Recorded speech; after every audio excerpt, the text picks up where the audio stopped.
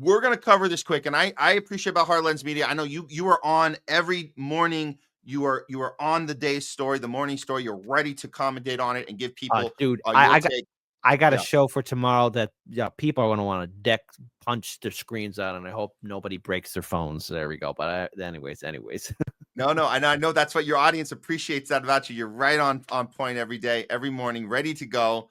But this start. So I'm assuming you probably already kind of did this probably today earlier. But this is Trump's Gaza situation. So he's calling a countdown to when he's saying all hell will break loose. And if you guys want to hear it from the horse's mouth, and then we'll break this down because he's been saying a lot of garbage over these last week when Netanyahu came in, standing up there talking about that we're going to take Gaza and all this stuff, and it's getting everybody upset. All of a sudden, the Democrats are upset. All of a sudden, people are like, "Whoa, what's he talking about?" So the thing that Biden funded, he's talking about taking it over. But this one came up to me, and I couldn't believe he's talking about a countdown to when they have, I guess, Gaza or Hamas has to release the hostages by what he says Saturday at 12. He literally says Saturday at 12. Watch this clip, and I want your take on this actually happening. And I think he's talking about this Saturday at 12 o'clock. All hell will break loose. Hear it right from the horse's mouth. Here he is. Should the ceasefire then be off? Well, I would say this, and I'm going to let that because that's Israel's decision. But as far as I'm concerned, if all of the hostages aren't returned by Saturday at 12 o'clock, I think it's an appropriate time. I would say cancel it and all bets are off and let hell break out. I'd say they ought to be returned by 12 o'clock on Saturday. And if they're not returned, all of them, not in drips and drabs, not 2 and 1 and 3 and 4 and 2. Saturday at 12 o'clock, and after that, I would say all hell is going to break out. Okay. Wow. I have a couple of things in which I want to address in regards to what Trump is doing. Now, first of all, this whole idea of the United States running and operating Gaza. Look, he would not be able to do this were not for the willful ignorance and purpose of the Biden-Harris administration. Okay, they could have stopped this months ago. They could have if they wanted to. I look at this entire situation. Donald Trump is somebody, obviously, look, he's got associations with AIPAC. Everybody in Congress, Thomas Massey is absolutely correct that there are people, a majority of Congress has an AIPAC babysitter. It's that simple. But the thing is, it's clear that he wants the war to end. It's not going to benefit anyone from Palestine and Gaza or in the West Bank.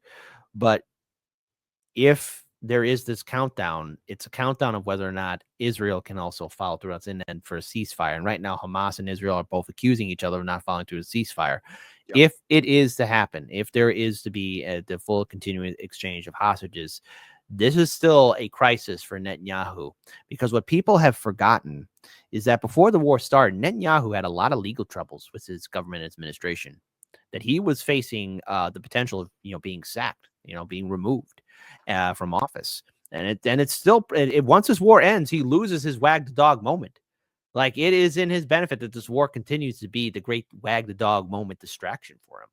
So no matter how this plays out, and there is that question of, well, what else can Netanyahu? I mean, again, even though they're saying that there's no foreign aid going to any countries, Israel still getting its $1 billion check. But how long will this continue to go on for? Because even then, you have people wondering how long this war will last, how long, because everything does end. And yes, this war will lead to the next war further on down the road. As soon as the ceasefire happens, it's only laying down the foundations for the next one. And the people of Gaza being displaced or being put into Jordan or Egypt, it's just going to cause more continuous pain and suffering. And I would say that this ultimatum, there is a chance that it will happen and all hell will break loose. And then we see a humanitarian crisis that, once again, a Republican president, be it Democrat or Republican, they'll inherit, and more people will suffer and die. And I would ask and urge for anyone in position of power to call for an emergency diplomatic sit down but I don't think we're going to get this from this administration. And Trump has made it abundantly clear, even from the King of Jordan, which he recently did have a press conference meeting. Did you hear about this? Yeah, Yeah. came up as well. That came up, and Trump right in front of him was the King of Jordan there. Like, yeah, this place remove. But the people have got, there was talk about 12,000 children going into Jordan for the hospital care, which, look, I mean, I don't want anyone to suffer, but there was an interview that Bassem Youssef did, the comedian, who, not once, but twice, actually 3 times had an interview with Piers Morgan. I think both his interviews really shook Piers Morgan to the core, because Piers Morgan's had since then been trying to replicate that video. I want to share something with you real quick. Go for it. Because while we're talking, while we are talking, we see, and this is what Bassem Youssef says, like, Israel's going to get away with this. And what it means, like, that's not a promotion or like a salute to what they're doing. It's more of like, this crisis is going to be so devastating bad because Israel's influence in Washington, D.C., they are going to get away with this. So I just want to pull up something, though, because, when you look at that Piers Morgan interview, and I think we got it right here, Piers Morgan Uncensored. We go to videos. And if you click on the most popular, 23 million views for his first interview with Bassem Youssef. He has since then been trying to replicate that. I mean, those are earth-shattering numbers for a video that's a year old. 23 million. Did you know that? Yeah. He's trying to replicate the numbers, not trying to actually get to the heart of what's going on. Yeah. Why do you think all of last year, he kept on having all this conversation. Do you bloody well condemn Hamas? Do you bloody well condemn Hamas? Yeah, I'll send you the link right now. Okay. I think this will be it. So all you have to do is click on the popular, and you'll see that the Bassem Youssef interview is number 1. Then comes I don't know what interview this is. Then he has 2 interviews with Andrew Tate, and then the 5th interview is his second interview with Piers Morgan. So there you go. I'm seeing the 23 million. Yeah. That's the one. That's the one instance that he's been trying to replicate. Yeah. Insane. That's insane numbers. Maybe I could do a shared on this one so people can see this number. Let me do that real quick. This isn't great. And when you click on it, as you guys know on YouTube, you can click on it and get the exact number. It's looking like 23,052,636. Oh, I didn't know the odd numbers behind it. Hold on, let me go see this. Yeah, I'm gonna bring it up. Hold on, let me go see. So, 23,052,636 views, October 17th, 2023. There you go. I'm gonna put it up here. Here we go. So yeah, we'll take that off. I don't know if we can get closer. You guys can look close at your screen there. You can see the 23 million. Yeah. 23 million. So he's trying to replicate that. Yeah. Great, fine. But like, look, and we know Pierce is a stooge for this stuff. I mean, he'd like, do you condemn Hamas? Do you condemn Hamas? And how many times does he have to be? How many times does he have to be like taught a lesson about this? How many times is like, in Tucker most recently said, you don't target women and children. And he's like, well, if it's a war, you do. And you're just like, dude, you don't do that. And that's what we're supposed to be stopping. He's like, well, if it's a war, come on now. Maybe you don't celebrate it, but you still do it. No, Pierce, you don't do it or celebrate it. You don't do any of the sort. Period. You don't do any of it, and it is. Yeah. Go ahead. I'm gonna point out about this statement Trump made, because we're gonna see for ourselves what happens on Saturday. This is coming up. We're gonna see. I'm preparing myself for the worst, but again, this is Donald. Here's the thing. It's easy to vilify him, but I'm trying to get in the mindset who Trump is. He's somebody who wants things that are going to annoy him out of his way. And I think this war is like a big headache that he's inherited from Biden and Kamala. And were there big, beautiful missiles launched under Trump's administration? Absolutely. Did he cause some crap with Iran before in 2020? Oh God, yes, he did. But this is a guy who doesn't care how no matter how it ends, he wants it out of his itinerary. And that means that Netanyahu's kind of lost his wag the dog moment. And it's in Netanyahu looking at him like this whole 15 months. Because of the Democrats, he was able to still maintain his power. Yeah. when I see the all hell will break out or break loose, I I think about the last thing he said about how we're going to rebuild and the Palestine. If you guys have missed this one, I'm just going to play this one real quick. This is the no right to return. He said this just before the all hell will break out comment. So let's put these together and let's try and connect the dots on both of these statements, kid. He said this right before, I think either the day or 2 days before. He said this about no right to return. Mhm. Build beautiful communities for the 1.9 million people. We'll build beautiful communities, safe communities. Could be 5, 6, could be 2, but we'll build safe communities a little bit away from where they are, where all of this danger is. In the meantime, I would own this. Think of it as a real estate development for the future. It would be a beautiful piece of land. Would the Palestinians have the right to return? Spent. No, they wouldn't, because they're going to have much better housing, much better. In other words, I'm talking about building a permanent place for them. Because if they have to return now, it'll be years before you could ever. It's not habitable. It will be years before it could happen. I'm talking about starting to build, and I think I could make a deal with Jordan. I think I could make a deal with Egypt. You know, we give them billions and billions of dollars a year. So this is my take on this, kid, and I want to see what your thoughts are. So when you stack those together, he's saying in this clip, he's saying the quiet part out loud. He's saying it's always been a land grab. It's always been about stealing the resources, the oil, all this stuff, Trump Tower, whatever, you name it. It was always that. But follow that up with, you have until Saturday to give us all of the hostages, or all hell is going to break loose. I'm thinking that the all hell is a reference to the thing that you're going to do anyway. So you're going to do the thing no matter what. You're just trying to call it two things at once. And I think that's the giveaway. And if people look at these clips back to back, they'll understand that the hostage, I mean, we know, you and I know, and our audiences know, that the hostage thing was bullshit from the beginning. We have to get Hamas, and we have to blow up all these schools and hospitals and refugee camps because of Hamas. We knew that was bullshit the whole time. They have our hostages. They have our hostages. We knew Netanyahu didn't want them back anyways. So when I see him say this so shortly after saying they don't have a right to return and we're going to build up all these properties in BlackRock, blah, blah, blah, I'm thinking this is the moment where we understand that you're going through a charade about this countdown, and that of course the all hell is going to happen. The all hell is the final step of the genocide. And if you happen to be lucky enough to survive it, we're going to get you out of there and throw you somewhere else, and you have no right to come back. And so that's the full picture, man. That's the full thing. So the hostage thing is BS. We know that. And he's just coming up with an actual countdown where he can say, this is the moment we go to the next stage and the next. So that's what, for me, that's what I think is coming this weekend, is time for the next stage of what we always knew was an ethnic cleansing and a land grab. And I also want to point out here too, Bassem Youssef even brought this up in his second interview with Piers Morgan.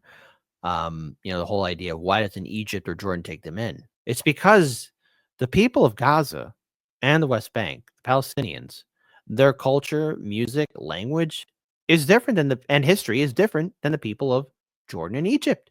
Just like with the people of Egypt and Jordan, they have different cultures.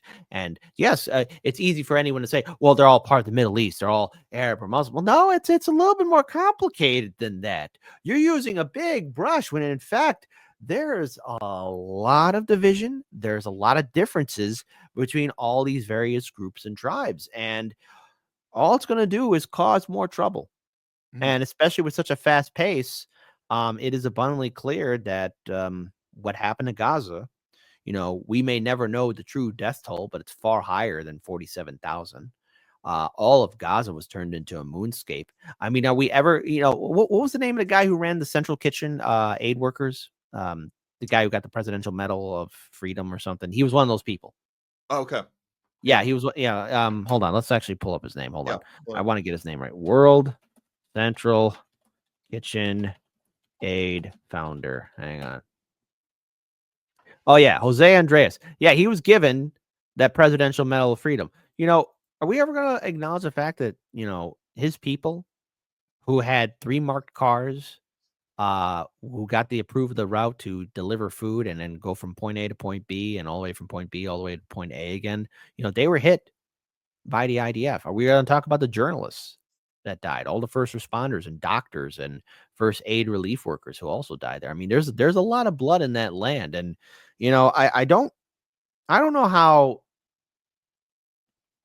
accountability works for the universe, whether karma is a real thing or not, or whether or not this is a game played by the gods. But, with all the amount of bloodshed and pain in Gaza, whatever you build there will never stand because of the amount of lives lost, culture lost, removed, never to return again. And when you clear out the rubble, we're going to see the dead bodies. Is there ever going to be accountability for them? Will they ever get the peace? Will their family members who survived this horrific 16 months now of horror, will they ever be able to get their family's remains again? What's going to happen to those bodies? What's going to happen to the remnants of the people that were blown up and torn apart? How is it that you're going to look at maybe a father and mother who lost their sons, or either that, no matter what, people who lost loved ones? How are you going to look them in the eye and tell them, all right, this might have been your home, this might have been where your family died or lived, but you got to leave here and never come back again? Like, no amount of persuasion will convince the survivors to do that. And will there be some that will comply? I could see it happening here and there, but we are going to witness the continuation of man's inhumanity to man. And no matter who sat on the throne, no matter if it was Kamala or Trump, Israel's going to win. Yeah, and I'm sorry. The United States of effing Israel is where we unfortunately resign right here. Yes.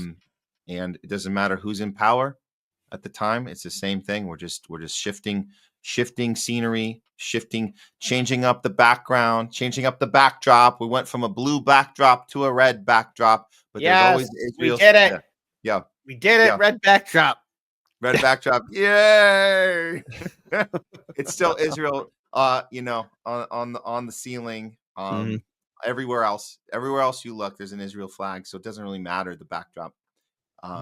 Of the performance that we're in, and it was I was on with Garland Nixon earlier today, Kid, and he made a great analogy I've never heard before, and I loved it because of the entertainment element of it. And we talk about a theater, and you talk about the end of a show where the cast comes out, and he said this, so I love this analogy. The cast always comes out at the end of a show holding hands as the audience stands up and gives a standing ovation. Always notice that the good guy that you cheered for and the bad guy you rooted against in the play, they're always holding hands at the end because they were always on the same side to give you a good show. And they're holding hands, and we celebrate that. We go, oh, look, the guy who played the bad guy. Oh, he was brilliant. Oh, and the hero. Oh, and you give them the flowers, and everyone stands up and cheers. That's what we live in, is that we just don't get the ovation and the flowers, but we have little reveals. We have little moments like Obama and Trump hanging out at Jimmy Carter's funeral. Oh, yeah. They're laughing it up. They're laughing. George Carlin was right. It is one big club, and you ain't in it. Yeah. Simple as that. Simple as All that. right, my friend. Well, what we can do is keep doing what we're doing. You keep doing what you're doing, Kit, and going into year 9. Congratulations. Well, this is our 8th year for our YouTube channel. So our channel's now 8. So there you go. Okay. 8. Channel is 8 years old, but you're going into the next phase, the next year. You're going to be at 10 soon. I can't wait for that one. That's going to be a big one. Oh, man. I'm going to be hyping it up. There's going to be all sorts of partying going on. I love it. I want to come back out to Chicago, hang with you guys again. You were so great with us last time. And of course, if you come to LA, we can totally host you, me and Leslie. No problem. We'll make sure you get the best of LA. It's hard. It's a few and far between. We can find something good to do in LA because the town is still barely standing with all the fires and all the Trump derangement and COVIDians. But hey, we're still here. So we can host you too. But thank you, Kit, for all the work you do and setting such a high bar for the rest of us, to carry the torch. And I don't want to say carry the torch because you're still going. We're all going. We're adding to the mix, and there's power in numbers, and we're doing it all. You're doing it in Chicago. We're doing it in LA, and we just want more. We want more to pop up too. So we definitely like that adage that you have about inspiring others. So thanks for everything you're doing. Anything else you want to leave us with before you head out? We got a updated story. What's happening with United Healthcare? We're going to be talking about that tomorrow because apparently they're a little perturbed at a lot of us and people criticizing them on social media. Obviously, there's a fallout of this recent development with the JFK announcement, and we got a couple more stories to talk about as well. But we're live Monday through Friday, 9 a.m. Central. YouTube, Rumble, Rockfin, Odyssey, YouTube, Rumble, Rockfin, Kick, and X, and we just got past 200 followers on Kick, and I'm ever hopeful for the day we get to 1 million followers and we take over this joint. That's what I'm looking forward to. We're gonna take over Kick, and I'm inviting all my fantastic friends with me. Matt, you're coming along with us too. Hell yeah, I love it. Thanks, Kit. Thanks for everything. Peace out. We'll catch you next time. Okay. I'll head on out. Take care.